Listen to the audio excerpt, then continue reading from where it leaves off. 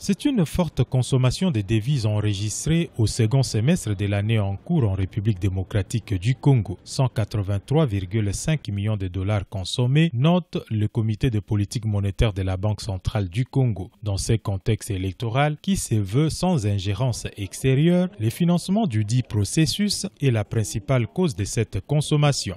Le gouvernement a déjà financé plus de 70% du budget de 432 millions de dollars nécessaires pour l'organisation des élections cette année. Et cela a mis le gouvernement congolais dans la position de pouvoir dépenser des devises nécessaires pour la tenue de ces élections. Cette forte consommation constatée ne dérange pas, à en croire le gouverneur de la Banque centrale du Congo, le cadre macroéconomique. Le pays dispose d'1,8 milliard de dollars de devises, équivaut à 4 semaines et 2 jours d'importation de biens et services sur ressources propres. Pour le moment, le cadre macroéconomique est certes stable. On a un taux d'inflation en cumul annuel de 6,19%. Annualisé, nous sommes à 7,54%.